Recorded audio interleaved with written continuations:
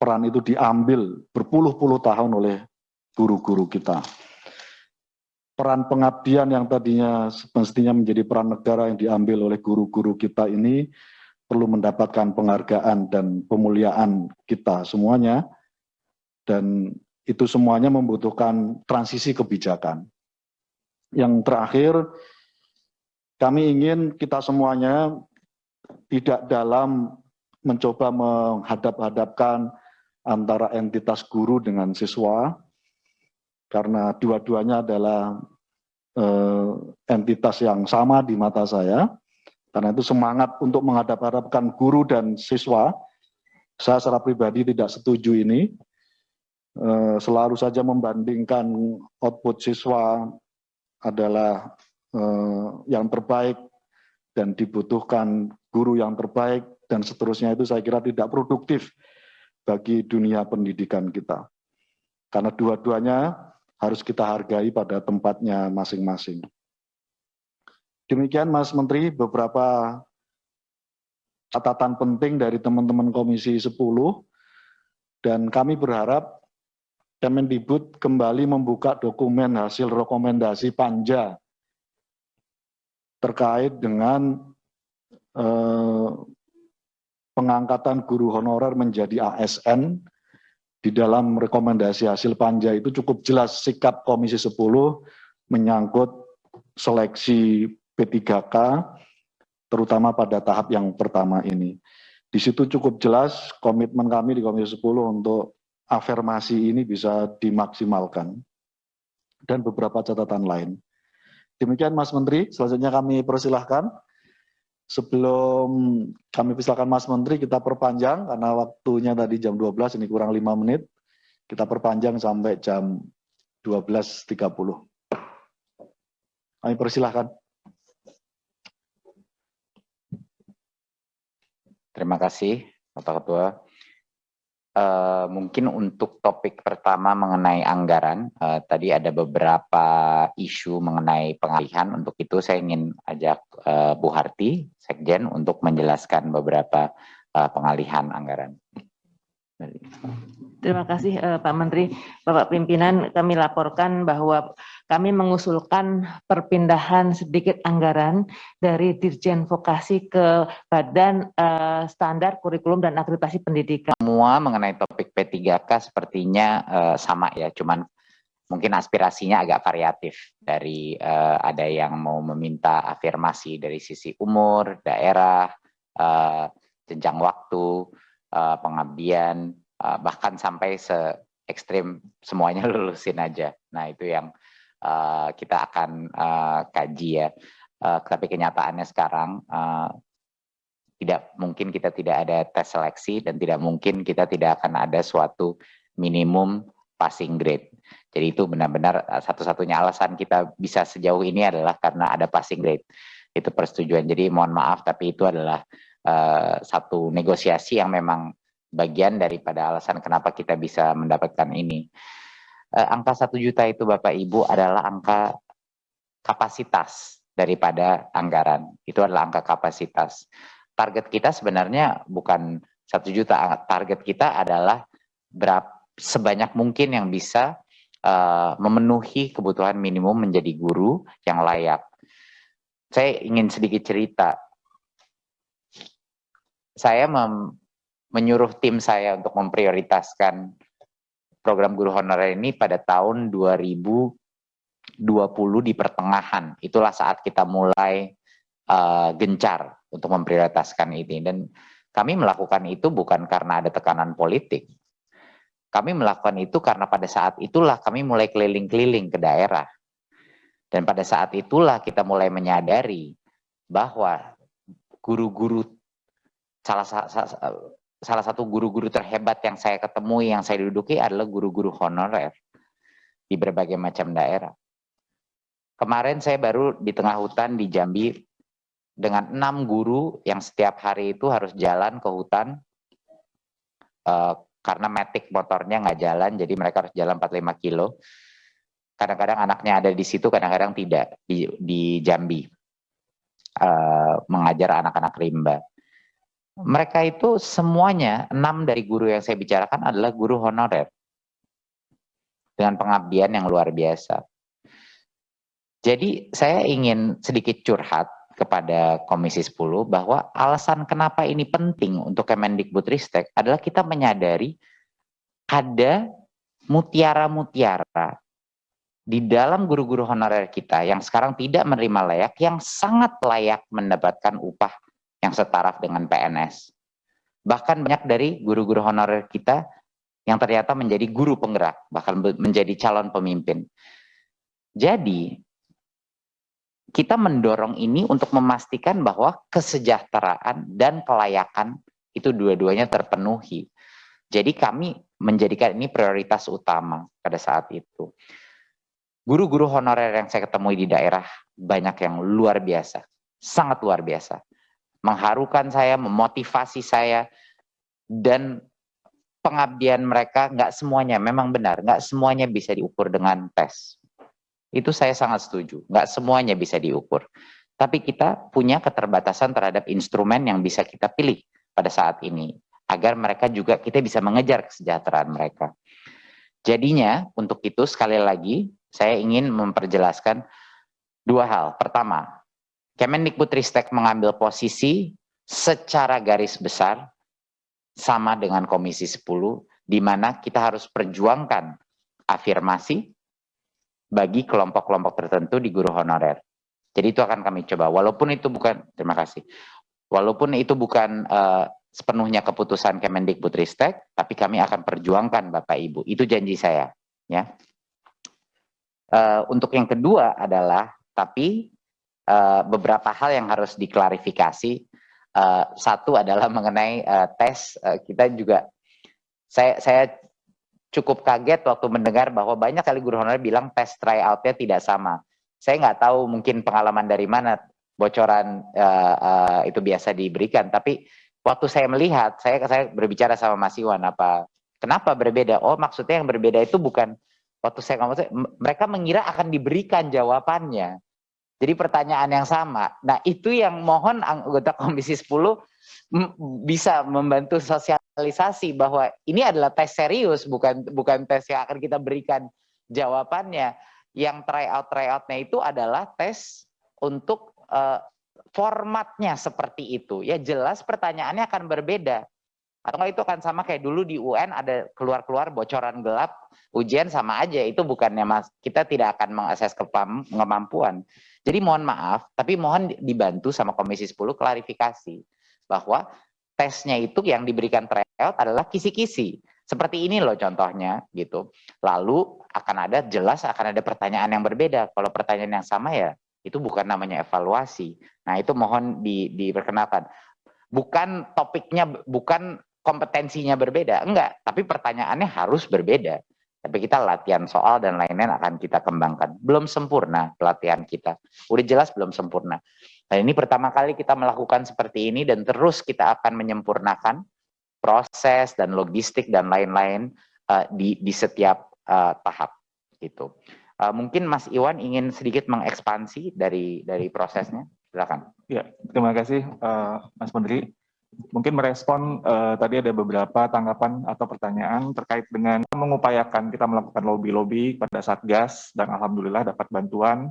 Kementerian Kesehatan bersedia untuk membantu Kementerian Dalam Negeri sehingga memaksimalkan pelaksanaan itu bisa difasilitasi oleh Dinkes dengan koordinasi dengan Dinas Pendidikan, dan itu yang kemudian menjadi bagian yang ketika untuk pelaksanaannya di daerah itu, karena ini kondisinya itu udah di akhir bulan Agustus waktu itu, ada persyaratan itu. Nah, itu yang kemudian kami coba untuk perjuangkan sehingga semaksimal mungkin guru-guru honorer yang ikut itu bisa difasilitasi tes antigennya. Dan pengaturannya pun juga dilakukan dengan koordinasi dengan pemerintah daerah. Yang tadinya kita tidak, logistik tidak memikirkan sampai ke sana. Dan itu kami berhasil untuk itu. Kedua, ini juga terkait usulan tadi dari Komisi 10 bahwa kami hari ini sudah dalam proses pengiriman surat kepada Panselnas untuk memohon pengunduran pengumuman hasil seleksi tahap 1. Jadi kita mendengar berbagai aspirasi seperti yang Mas Menteri sampaikan, kita akan perjuangkan di Panselnas, dan kita akan meminta supaya pengunduran pengumuman hasil sehingga bisa untuk memaksimalkan pembahasan untuk finalisasi dari hasil tersebut. Itu saja Mas Menteri, terima kasih. Assalamualaikum warahmatullahi wabarakatuh. Jadi terima kasih Mas Iwan. Berarti jawaban dari Komisi 10, dari pertanyaan dari Komisi 10 mengenai mohon agar bisa menunda, itu sudah kami laksanakan perizinan untuk penundaan tersebut kepada Pansel. Ya, kita tunggu jawabannya. Gitu. Dan diskusinya saya dan Mas Iwan intensif dengan Pansel ini untuk melihat apakah ada jalan tengah yang bisa kita tempuh. Gitu. Jadi esensinya itu sekarang prinsip dasar dan posisi Kemendikbudristek, ya. Kita nggak seperti yang Bapak Ibu Komisi 10 tahu, kita nggak pernah janji-janji buta di Kemendikbudristek. Kita lebih senang under promise tapi over deliver, ya. Jadi kita jangan janji-janji, tapi kalau misalnya mendapatkan suatu hal yang lebih baik, itu insya Allah kita bisa mengakomodasi baik aspirasinya guru-guru honorer dan juga para akademisi dan pakar-pakar pendidikan yang ingin menjaga integrasi tes kita. Sebagai tambahan informasi, materi tes kita, tes seleksi itu adalah dari guru untuk guru. Yang buat itu guru, ya, yang menentukan juga passing grade-nya, yang menentukan format pertanyaannya adalah guru. Dan tentunya juga didukung dengan dosen dan praktisi dan ahli-ahli psikometrika, tapi terutama guru. Itu. Jadinya itu benar-benar tes yang mengukur pengetahuan minimal, bukan mengukur di luar itu, sebenarnya pengetahuan minimal. Jadi sekedar tambahan saja. Saya rasa sekian, mohon doa restunya dari Komisi 10 agar perjuangan kita terjawab. Terima kasih sekali lagi. Wassalamualaikum warahmatullahi wabarakatuh. Pimpinan. Terima kasih Mas Menteri. Bapak Ibu sekalian yang kami hormati. Interupsi pimpinan. Ya, silakan. Saya. Oh ya Mas Pur. Sorry. Silakan Mas. Hanya mengklarifikasi aja sebenarnya. Jadi mengenai soal, sebenarnya bukan soal yang harus sama, Mas Menteri ya. Tapi misalnya di modul ngomong gunung, yang keluar laut. Nah ini yang kemudian dipersoalkan oleh teman-teman. Itu satu. Nah, terus yang kedua, saya terima kasih kepada Mas Menteri sudah membuat statement selaras dengan Komisi 10. Selarasnya sejauh mana? Kita kan harus ada ukuran ini. Selaras itu yang mana, kira-kira sampai batas mana? Kita harus, ini kan keputusan politik, bukan keputusan hukum. Kita di Komisi 10, bukan di pengadilan agama. Kan begitu. Mau cerai. Lah iya. Enggak, ini harus jelas. Selaras itu statement politik. Nah sekarang saya mau tanya juga, saya nggak punya statement politik. Sejauh mana selaras itu dengan Komisi 10? Menyangkut hal apa? Sampai sejauh mana? Sampai titik mana? Kan harus ada skenarionya. A, B, C, D. Kan begitu. Nah, saya harap ada seperti itu. Tanpa kemudian meninggalkan aspek tadi tentang integritas, tentang kualitas. Nggak masalah menurut saya. Cuma, karena kita mau membangun keputusan, karena nanti di keputusan menurut saya, selaras itu menurut saya, kita harus lebih jelas lagi. Sampai kapan? Kan gitu. Karena ini menyangkut aspirasi. Mas Menteri mohon maaf, kami dipilih untuk menjalankan aspirasi. Nah itu. Dan kami disumpah. Kalau kami tidak menjalankan ini, nanti nggak bisa menjawab pertanyaan kubur tadi. Saya mohon maaf, saya harus sampaikan ini karena nanti kalau saya ditanya, Pak Purnomo, sampai sejauh mana hasil rapatnya dengan kementerian? Selaras, saya bilang. Selaras apa kan bingung juga. Ukurannya menurut saya harus kita perjelas, walaupun saya tahu ini memang harus diselaraskan dengan pasal yang lain. Tapi kan Kementerian Pendidikan kemudian adalah user, ya, pengguna. Kalau PAN RB itu kan administrator. Usernya harusnya bisa menentukan dong. Saya mau pakai, saya minta spek yang kayak gini. Syaratnya begini kan user. Bukannya penerima tapi user. Nah, menurut saya ini harusnya. Jadi saya kepingin ada keputusan politik yang lebih terukur lah. Saya terima kasih, itu udah respon yang sangat baik dari Mas Menteri. Mencoba untuk memahami apa yang kemudian kami rasakan, yang kemudian aspirasi yang kami bawa ini. Saya terima kasih atas respon baik itu. Cuma saya berharap selaras itu menurut saya harus lebih agak definitif lagi lah, lebih terukur agar kemudian kita bisa mempertanggungjawabkannya secara lebih maksimal. Terima kasih pimpinan atas waktunya. Terima kasih Mas Purnomo. Pak Menteri mungkin memberikan respon. Enggak Pak Ketua, cuman bahwa kami mendengarkan aspirasi, ini bukan forum pembuat keputusan. Forum pembuat keputusan adalah di Pansel. Jadi tugas kami adalah untuk menyampaikan aspirasi dari masyarakat yang sudah diagregasi oleh Komisi 10. Senario-senario tadi yang disebut sudah kami catat semua, ya kan? Setiap anggota Komisi 10 juga beda-beda senarionya. Ada yang cuman memikir 50, ada yang sampai ke paling ekstrim. Jadi semua senario itu kita ambil, kita tampung, lalu kita langsung ajukan kepada Pansel, lalu kita lihat nanti senario realnya itu akan keluarnya apa. Itu saja. Jadi itu adalah langkah berikutnya. Maksudnya selaras adalah searah, ingin memberikan lebih kepada para guru honorer. Itu maksudnya. Saya, Pak. Izin Ketua menambahkan saja. Menambahkan saja Mas Menteri, kita apresiasi. Kalau saya percaya bahwa Mendikbud pasti akan mendahulukan kepentingan guru-guru, itu saya percaya. Tetapi karena konteks ini adalah Pansel tadi, mungkin dalam hal ini, bolehkah kami meminta surat yang diberikan Mendikbud kepada Pansel terkait untuk penundaan? Kan tadi kan sudah disampaikan Pak Dirjen, minta untuk ditundakan.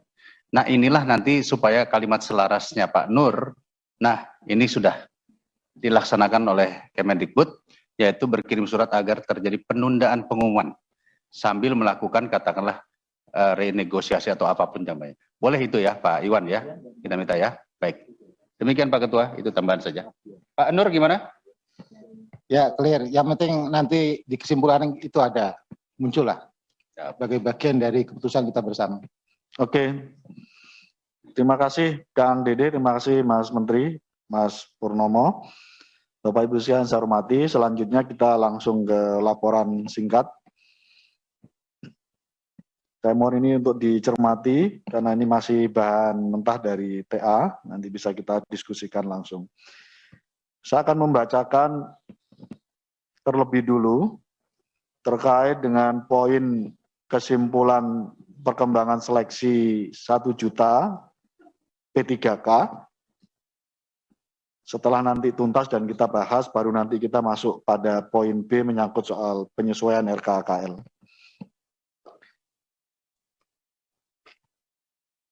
Romawi 2 kesimpulan garing keputusan. A. Perkembangan seleksi 1 juta P3K. Komisi 10 DPR RI mendesak Kemendikbudristek RI untuk merumuskan transisi kebijakan bagi peserta P3K yang memiliki keterbatasan penggunaan IT dan seleksi dan untuk memperbaiki proses seleksi yang ada. B. 2.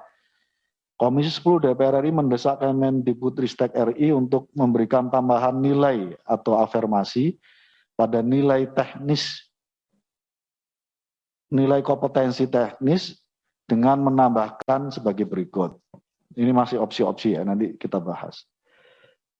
Jenis tambahan nilai atau afirmasi, usia di atas usia 35 tahun dan berstatus aktif selama 3 tahun terakhir,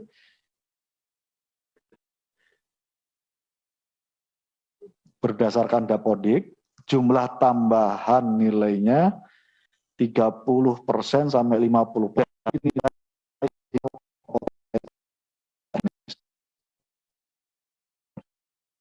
Disabilitas mendapatkan tambahan afirmasi nilai 50-60% dari nilai maksimal kompetensi teknis. 3.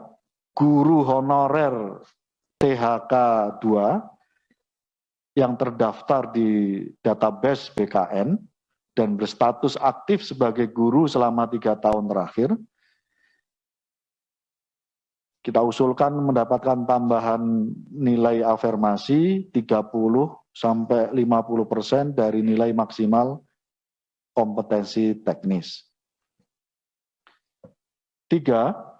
Komisi 10 DPR RI Ristek RI menunda pengumuman hasil seleksi P3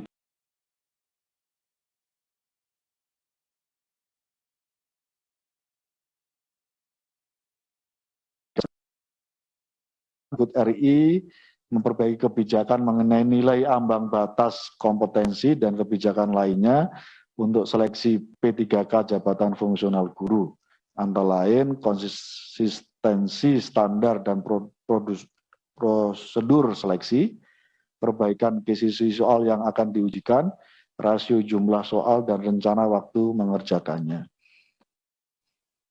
Ini mungkin nanti perlu kita koreksi, semangatnya penundaan dalam rangka untuk menambahkan afirmasi sebenarnya. 4. Komisi 10 DPR RI mendesak Kemendikbudristek RI untuk membuat skema pembuatan tes PCR bagi guru honorer yang mengikuti ujian seleksi P3K untuk jabatan fungsional guru. 5. Komisi 10 DPR RI dan Kemendikbudristek RI sepakat akan menjadwalkan rapat kerja dengan KL terkait untuk mengetahui tindak lanjut keputusan rapat kerja ini mengenai permasalahan seleksi P3K tahap pertama untuk jabatan fungsional guru paling lambat sebelum tanggal 6 Oktober 2021. Saya belum membacakan kesimpulan yang penyesuaian KKL, kita akan bahas tuntaskan dulu terkait dengan kesimpulan perkembangan seleksi 1 juta P3K. Saya persilahkan masukan dari Bapak Ibu. Izin Pak Ketua, Adrianus Golkar. Kami persilahkan Pak Andrianus. Terima kasih Pak Ketua, yang terhormat Ketua dan para pimpinan Komisi 10 serta anggota Komisi 10, yang saya hormati Bapak Menteri RI beserta jajaran. Saya ingin usul Pak Ketua, sebelum di perkembangan seleksi 1 juta P3K, angka 1 itu kalau bisa ditambahkan kata-kata Komisi 10 mendesak Mendikbudristek RI sungguh-sungguh memperhatikan pendapat aspirasi usulan dari Komisi 10 yang terkait atau terhadap hal sebagai berikut. Setelah itu baru angka 1, angka 2, dan seterusnya. Jadi sebelum angka 1, 2, 3 Pak Ketua. Di Komisi 10 mendesak Mendikbudristek RI untuk sungguh-sungguh memperhatikan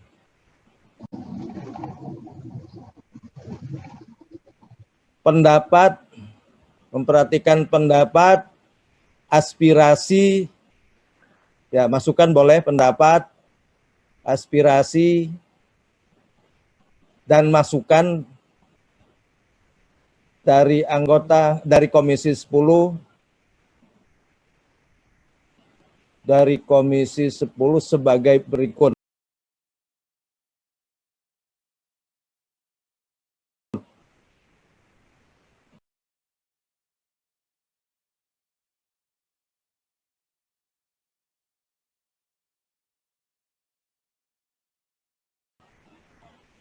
Baru angka 1 di situ. Putra Nababan, persilakan Bang Putra. Ya, pertama pimpinan terkait dengan poin nomor 2. Ini bisa di ke atas dulu. Saya agak kurang paham ya, mungkin karena saya tadi bolak-balik ke Badan Legislasi.